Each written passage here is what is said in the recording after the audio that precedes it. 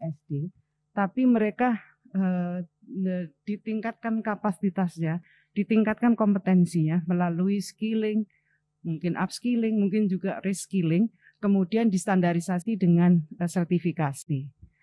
Kalau ini bisa kita lakukan, maka dan mungkin era sekarang dan ke depannya, ijazah menjadi tidak begitu berarti kecuali untuk kepentingan yang lain ya.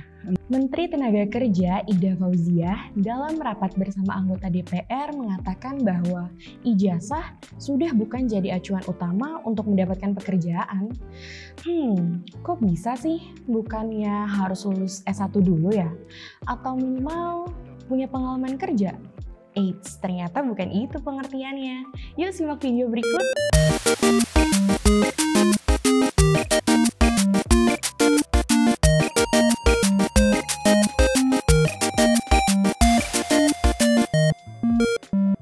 Halo Sobat Sertifikasiku, kembali lagi ke segmen Kamus Kompeten. Kali ini bersama saya, Giselle. Di video kali ini kita akan coba bahas nih, apa sih maksud dari Ibu Menteri Tenaga Kerja? Apakah sekolah sudah tidak penting lagi? Jadi, yuk sama-sama simak bareng video ini. Dan jangan lupa like, komen, dan subscribe channel ini ya, supaya lebih banyak video menarik lainnya. Zaman sekarang, punya sertifikat kompetensi bisa banget jadi alasan kuat kalau kamu beneran punya skill di bidang yang kamu kuasai, Sob. Menurutnya, kompetensi jauh lebih penting nih daripada ijazah. Hal itu juga dibuat agar lapangan pekerjaan bisa terbuka untuk siapa saja yang punya skill di bidang tersebut. Bahkan bagi mereka yang terkendala dengan pendidikan formal. Ternyata pernyataan itu mendapat banyak reaksi loh. Ada yang pro, tapi ada juga yang kontra terhadap pernyataan tersebut. Nah, kita coba pahami lebih jauh yuk. Apa sih maksud dari pernyataan itu? Pernyataan tersebut bukan berarti sekolah tidak penting. Sekolah tentu sangat penting. Karena di sekolah kita belajar banyak hal. Namun bisa dibilang sekolah saja tidak cukup nih. Harus ada persiapan lain yang perlu dilakukan untuk masuk dunia kerja. Salah satunya adalah kompetensi. Dan cara mendapatkannya adalah dengan terus belajar. Dan belajar tentu tidak harus di sekolah, namun juga dapat dibuktikan dengan mengikuti sertifikasi kompetensi. Mengacu pada data BPS tahun 2021 kemarin, jumlah pengangguran di Indonesia masih didominasi oleh taman SMA dan SMK loh.